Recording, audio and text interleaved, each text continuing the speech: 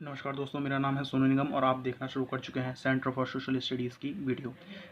इसका जो पिछला वाला पार्ट था उसमें मैंने आपको लिंग संगठन, लिंग संरचना के बारे में बताया था कि किस तरह से लिंग संरचना में हम ये बताते हैं कि प्रति 1000 पुरुषों पे कितनी स्त्रियों की संख्या या कितनी प्रति 1000 स्त्रियों पर पुरुषों की संख्या है। तो उसमें मैंने आपको बताया था कि ये पूरी दुनिया में अलग अलग पाया जाता है, एशिया में अलग पाया जाता है, भारत में भी अलग अलग है कि भारत में जो है सबसे ज़्यादा लिंग अनुपात केरल का है, सबसे कम लिंग अनुपात जो है वो हरियाणा का है। तो ये सब हमने उसमें चर्चा की थी। आज हम आयु संरचना के बारे में पढ़ेंगे। आयु संरचना का मतलब ये है कि किन लोगों की कितनी आयु है, जो जनसंख्या आपके देश में है उसमें कितने ऐसे लोग हैं, कितने ऐसी संख्या के लोग हैं जिनकी आयु 0 से 14 के बीच में है, यानी कि जन्म से लेकर 14 के बीच तक की आयु वाले कितने लोग हैं।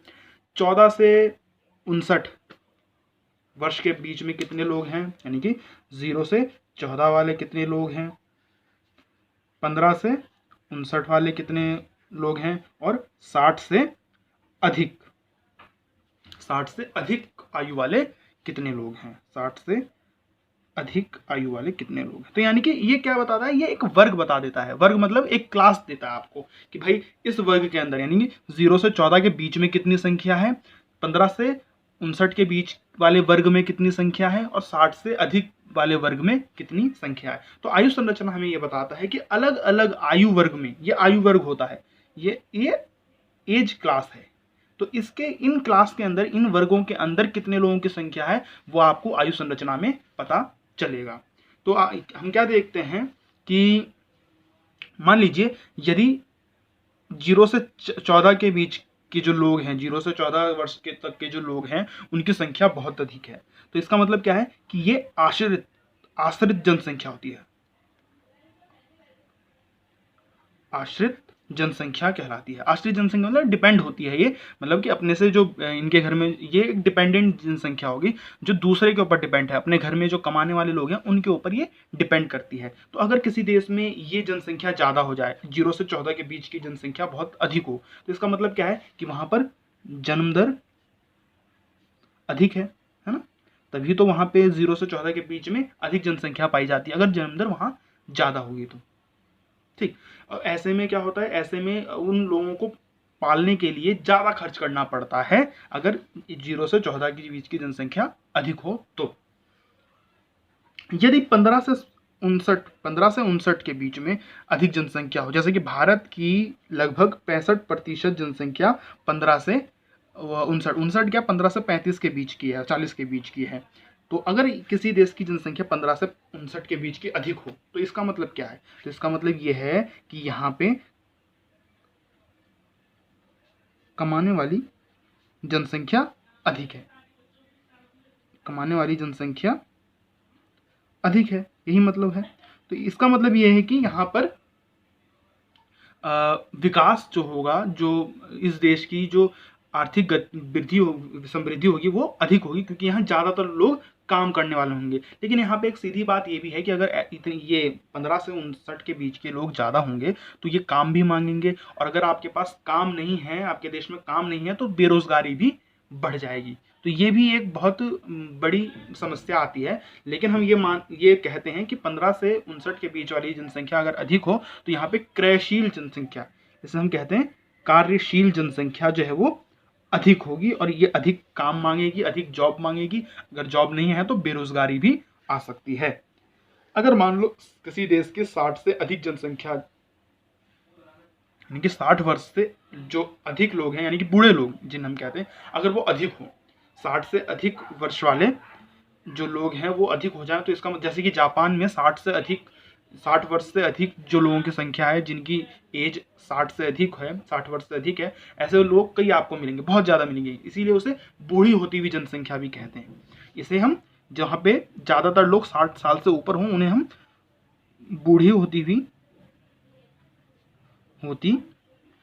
जनसंख्या भी कहते हैं, बूढ़ी होती जनसंख्या भी हम कहते हैं।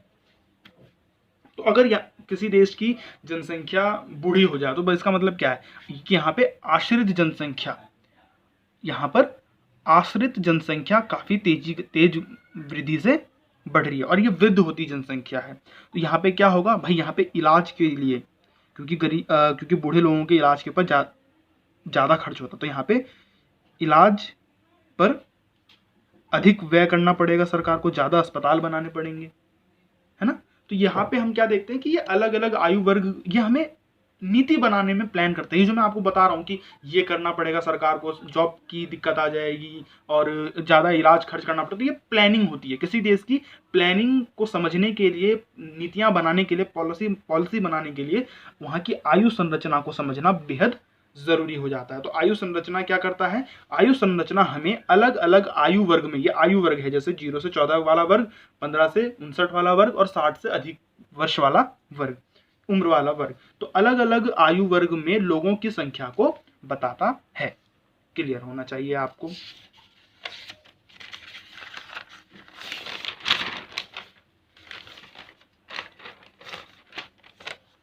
अब ये देखिए कि हमने आपको लिंग संरचना भी बताया और आयु संरचना भी बता दिया। तो लिंग आयु संरचना आपको भी क्या बताया कि भिन्न भिन्न आयु वर्ग में, अलग अलग आयु वर्ग में कितने लोगों की संख्या है।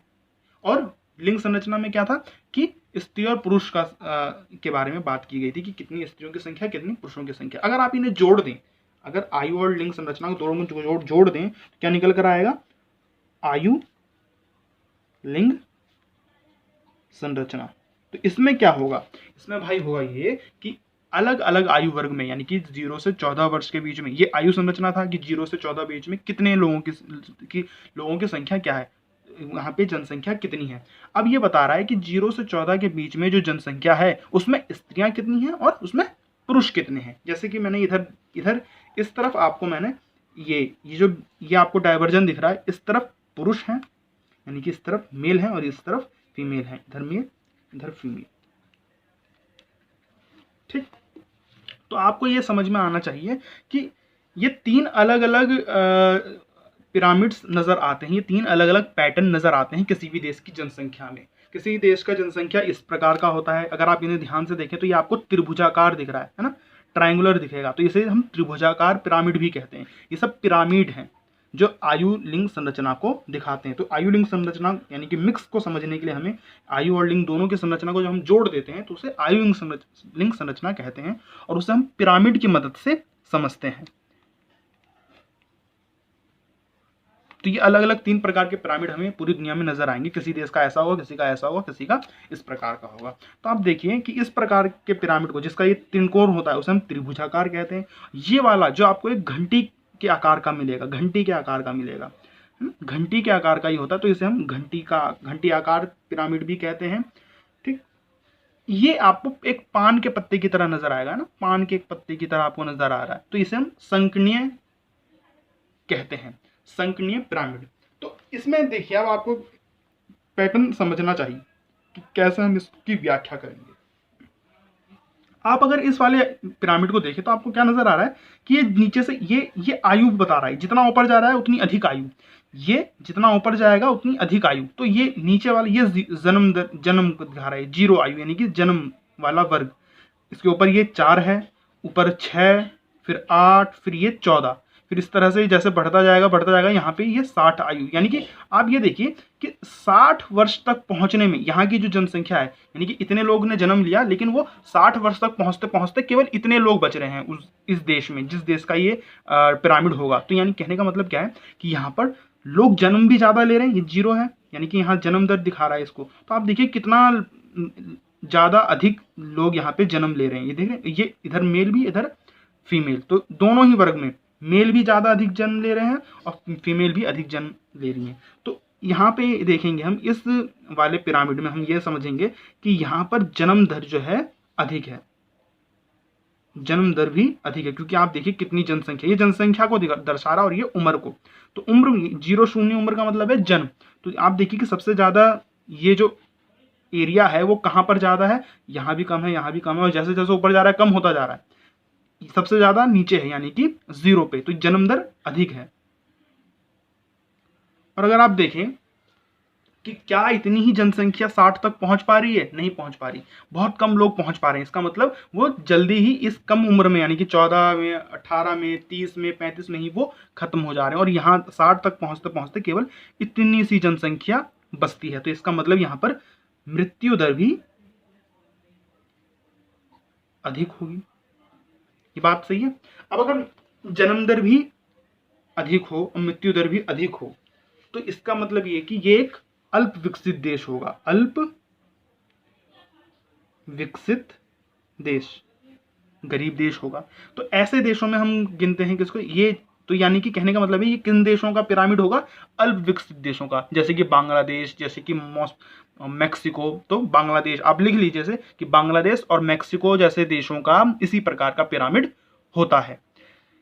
इस वाली पिरामिड, जिस देश का पिरामिड आयुलिंग संरचना इस प्रकार का हो, त्रिभुजाकार का हो, वहां की जनसंख्या विस्तृत होती है। विस्तृत का मतलब यह है कि वहां ज्यादा जन्म लेती है जनसंख्या। तो आप देखिए कि शुरुआत ये 14 वर्ष तक में देखिए आप कितने ज्यादा लोग इसमें हैं। तो यानी कि कहने का मतलब यह है कि यहाँ पे अधिक जनसंख्या पाई जाती है 14 वर्ष तक में। और यहाँ पे विस्तृत जनसंख्या हम इसे कहते हैं, इसलिए कहते हैं विस्तृत जनसंख्या क्योंकि यहाँ पे जन्म दर काफी अधिक होती है और बाद में क्योंकि मृत्यु दर में घटने की प्रवृत्ति पाई जाती है एक समय के बाद, तो यहाँ पे जनसंख्या विस्फोट की स्थिति पैदा हो जाती है। तो विस्तृत जनसंख्या भी हम कहते हैं। त्रिभुज आकार वाले पिरामिड में विस्तृत जनसंख्या भी हम इसे कहेंगे। दूसरा पिरामिड इस प्रकार का है जो घंटी के आकार का होता है। अब घंटी के आकार वाले इस पिरामिड को हम क्या देखते हैं कि जितने हम आपको अगर नजर आएगा तो शुरू में भी यानी कि जन्म वाले हिस्से वर्ग में भी आपको इतनी जनसंख्या दिखाई दे रही है और खत्म होते होते यानी कि 60 वर्ष में भी आपको इतनी ही जनसंख्या दिखाई दे रही है। मतलब एक बराबर है एक दूसरे से। यहाँ कहने का मतलब है जितने लोग जन्म लेते हैं उतने ही लोग यहाँ पर उनकी मृत्यु भी होती है। जितने लोग जन्म लेते हैं उतने ही लोग की मृत्यु भी होती है। तो कहने का मतलब ये हुआ कि यहाँ की जनसंख्या स्थिर होगी।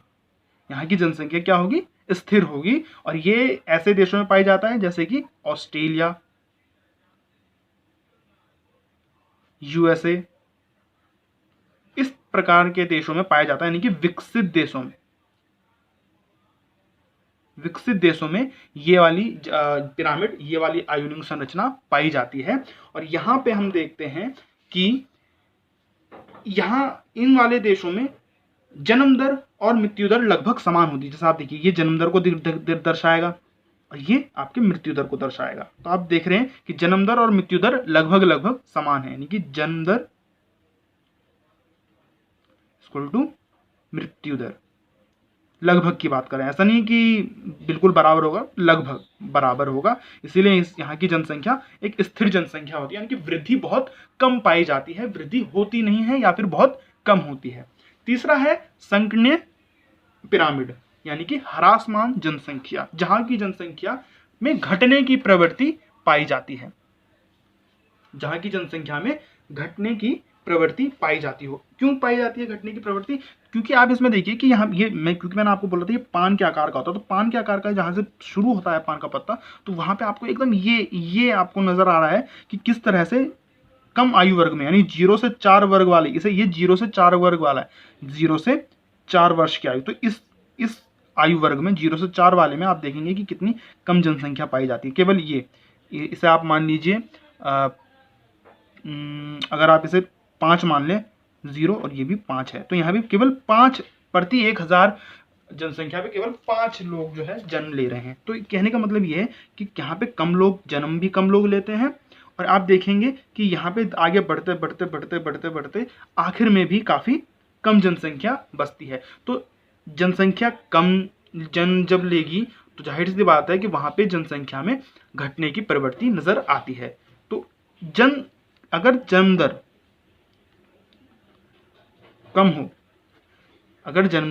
कम हो तो जनसंख्या क्या होगी? ह्रासमान, यानी कि घटेगी। ह्रासमान का मतलब है घटना। जनसंख्या के कम होने का मतलब यह है कि ये ऐसे देशों में, अब मैंने आपको पहले सेकंड वाले चैप्टर में बताया था कि कुछ ऐसे देश हैं जहां पर जनसंख्या की घटने की प्रवृत्ति आ रही है। तो कौन से वो देश थे जहां पे बताया था कि जनसंख्या की घटने की प्रवृत्ति नजर आ रही है? तो मैंने आपको बताया था कि जापान, जापान जैसे देशों का इस प्रकार का आयुलिंग संरचना या उनके पिरामिड इस प्रकार का होता है। ये ह्रासमान जनसंख्या को दर्शाता है। अब इसमें कुछ क्वेश्चन आपके आ जाते हैं कि बताइए कि इन पिरामिड की क्या विशेषता है। अगर आपको बताने आगे कि इन पिरामिड की क्या विशेषता है, तो इस वाली पिरामिड की क्या विशेषता आप बताएंगे। आप बोलेंगे कि यहाँ पे जन्म दर अधिक है, यहाँ पे मृत्यु दर अधिक है और ये विस्तृत होती जनसंख्या है। ये इस वाले की अगर आपसे विशेषता पूछे तो आपको क्या बताना है। आपको ये बताना है कि इसे घंटी आकार कहते हैं, घंटी आकार का या फिर आप इसे मतलब शुंडाकार भी इसे आप कह सकते हैं।